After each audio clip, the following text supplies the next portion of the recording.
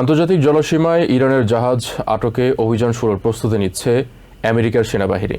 শনিবার এমনই তথ্য প্রকাশ পেয়েছে ওয়াল স্ট্রিট জার্নালের প্রতিবেদনে।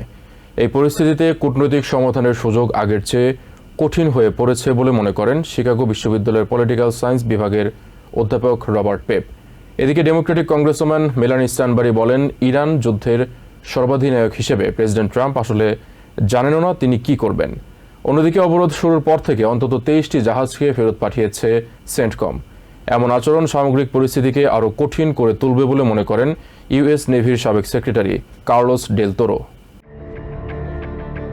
হরমুজ প্রণালী চালু ও বন্ধ নিয়ে পরিস্থিতি দিনকে দিন আরো ঘোলাটে রূপ ধারণ করছে। ইরান খুলে দিলেও আমেরিকার অবরোধের কারণে কার্যত বন্ধই রয়েছে গুরুত্বপূর্ণ এই বাণিজ্যিক রুট।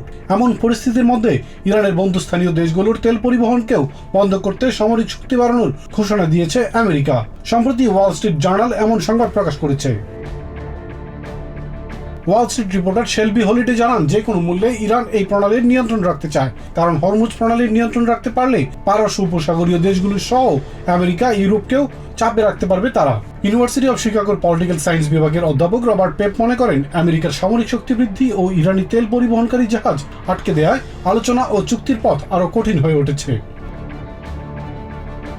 এদিকে ডেমোক্রেটিক কংগ্রেসম্যান মেলানি স্ট্যানবারি বলেন, প্রেসিডেন্ট ডোনাল্ড ট্রাম্প কি করছেন তা তিনি নিজেও জানেন না। হোয়াইট হাউসে একজন উন্মাদ বসে আছেন উল্লেখ করে তিনি বলেন, তার জন্য দেশের সৈন্যরা বিপদে পড়ছে, হাজার হাজার বেসামরিক মানুষ মারা যাচ্ছে, লেবাননে কমপক্ষে 1 মিলিয়ন মানুষ বাস্তুচ্যুত হয়েছে।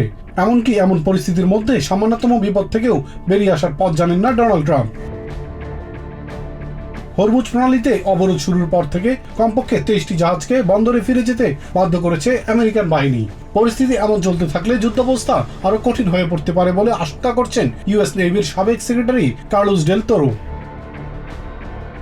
তবে শান্তি আলোচনা দীর্ঘমেয়াদী হলেও কোনোভাবেই ইরানকে ছাড় দেওয়া যাবে না বলে মনে করেন সাবেক মেজর জেনারেল ডানা পিটার্ড। ফক্স নিউজকে তিনি বলেন, পারমাণবিক প্রশ্নে আমেরিকা কোনো ছাড় দিবে না। চুক্তির জন্য অতিরিক্ত সময় নেওয়া বা শর্ত আরোপ করে ইরানের বাড়াবাড়ি করা উচিত নয় বলেও মনে করেন তিনি।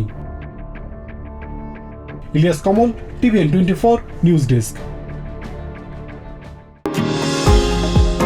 নিউ ইয়র্ক থেকে সম্প্রচারিত টিভিএন 24 টেলিভিশন বিশ্বজুড়ে বাঙালির কণ্ঠস্বর।